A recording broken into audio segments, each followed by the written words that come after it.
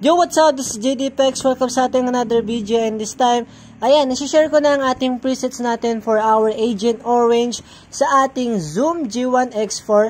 And then, hindi lang siya para sa mga Zoom G1 X4 natin, kundi para din ito sa mga naka-Zoom G5N dyan, Zoom G3XN, Zoom G3, or kahit na anong Zoom, basta meron kayong mga effects na ipapakita natin mamaya.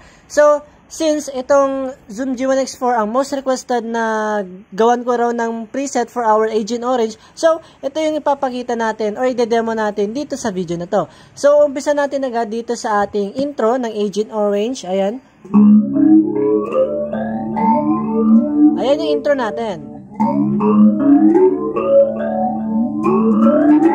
Ayan, so ano nga ba yung settings nitong Agent Orange natin intro? So screenshot nyo na lang yung mga papakita kong mga settings dito or mga preset. Ayan, screenshot nyo na lang or zoom. Bahala na kayo kung anong gusto nyo gawin. So ayan, start tayo agad. So, una, meron akong Fender Bassman dito. Ayan, so ito yung settings natin. Screenshot nyo na lang or kung gusto nyo, i-save nyo. Ito yung first page, second page, and then yung third page natin. Ayan. Next tayo, itong pinaka-importante, which is itong warp pacer natin.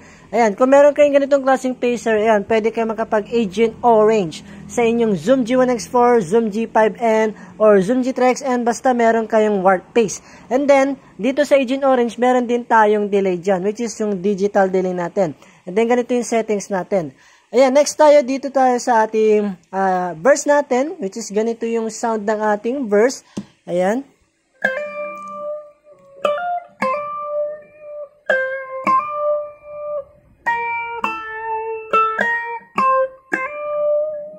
Yun yung sound ng ating verse. Ayan, so naririnig nyo, medyo simple lang siya kasi clean tone yung ginawa natin doon with pacer. So, ano yung settings natin doon? Pakita ko ulit, meron tayong Fender Bassman. Ayan. So, ganito yung settings natin for our verse part. Ayan, so screenshot nyo na lang or save ninyo. Bahala na kayo kung anong gusto ninyong gawin. And then ito, warp pacer ulit siya pero may nabawasan dito, may na-adjust. Pero konti lang naman, no? So, yun. Screenshot nyo din ito. And then, next tayo. Dito tayo sa delay natin. And then, yes, naglagay din ako ng reverb dito. Pero, hindi siya masyado ganun kataas or kasapaw dun sa ating clean, natin, sa burst natin. Ayan, ito yung burst natin, ha? Ayan, next tayo dun sa pinaka-main distortion natin, yung high gain distortion natin, which is yung Agent Orange distortion natin. So, ganito yung sound niya.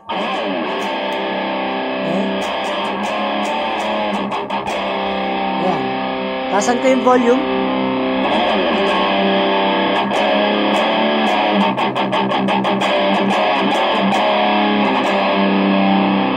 Ayan, try naman natin mag-direct amp.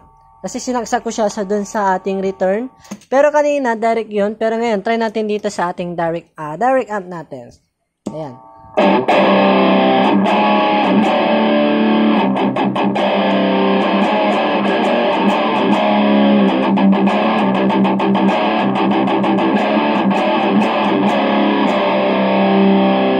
Ayan, ito ang ating distortion sa ating Agent Orange. So, ano yung nga ba yung settings natin dito? First, naglagay ako dito ng expression pedal natin na volume para ma-adjust natin itong expression pedal natin. It's either kung gusto nyong i-off using this expression pedal. Ayan, so pwede natin gamitin yon. Ayan, ito yung ano natin, settings natin sa ating expression pedal, which is yung pedal volume natin dyan. Then, next naman ito yung ZNR natin or yung noise gate. And then, next tayo, ito yung pinaka main distortion natin, which is yung Metal World. Ito rin yung settings natin. Screenshot nyo na din and save nyo. And then next, ito yung IR natin. May settings din ako niyan. Ayan o. Screenshot nyo na rin siya.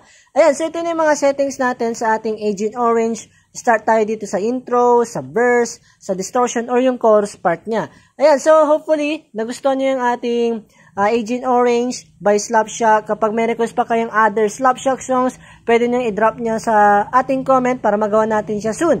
Or yung preset natin. Ayan. So, abangan nyo ulit yung may lalabas kong preset for our Zoom G1 X4. And then, ulitin ko, hindi lang siya para sa Zoom G1 X4, kundi pwede siya sa mga uri or ibang klaseng mga Zoom. Basta, yung mga settings sa pinakita natin ay meron kayo. Ayan. Para makapag-Agent Orange kayo sa mga Zoom effects niyo. Ayan, ulitin ko. This is JD Pex and keep rock on. Let's go!